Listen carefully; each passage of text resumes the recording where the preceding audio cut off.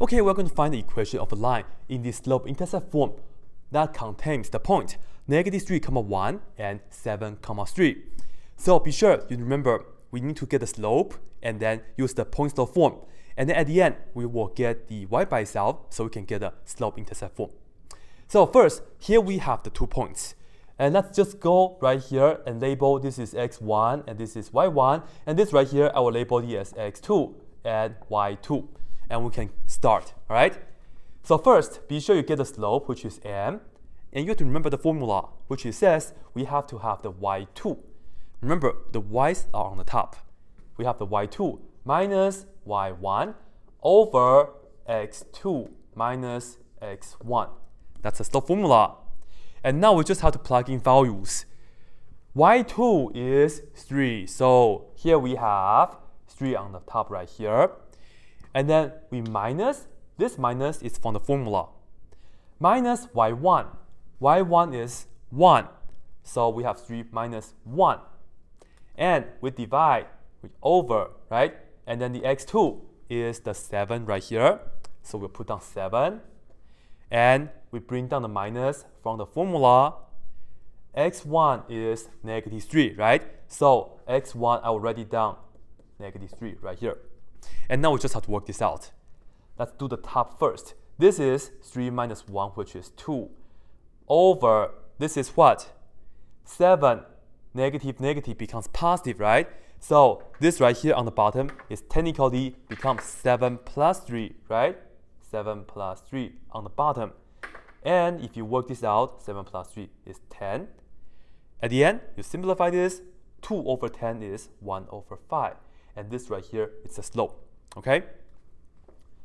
And now, once we have the slope, we are going to use the slope formula, the point slope form formula to set up. So this is just a setup.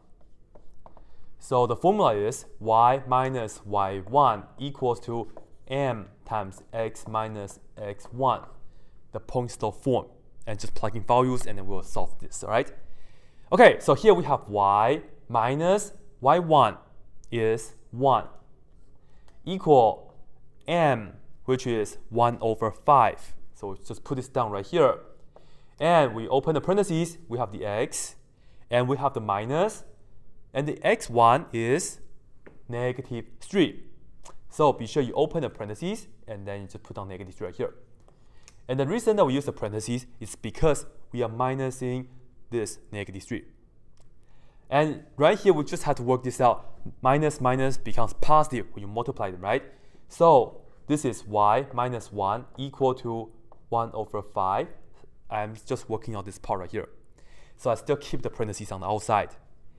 This is x and becomes plus now, and then we have the 3 like this. At the end, we distribute the distribute the 1/5 like this.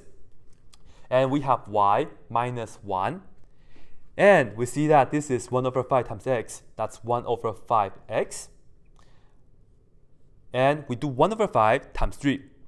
This is the same as saying 3 over 1. And you can just do 1 times 3 is 3 on the top. 5 times 1 is 5 on the bottom. So you add 3 over 5 like this. At the end, what do?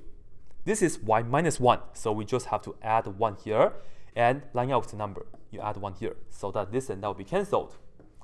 And now this right here is y. And we have this is equal to 1 over 5x. 3 over 5 plus 1 is what? You can work this out real quick on the side. So this is fraction, 3 over 5 plus this 1. And write the 1 as 1 over 1. Get the common denominator, which is 5. So I need to multiply this by 5 and 5, top and bottom, right? And you see this is 3 on the top over 5 plus 1 times 5 is 5 over 1 times 5 is 5. At the end, you just add the top. 3 plus 5 is 8 over 5 stays the same in the denominator, okay? So 3 over 5 plus 1 is 8 over 5. So you add 8 over 5. And that's it. This right here is the answer. This is the equation that has these 2 points. That's it.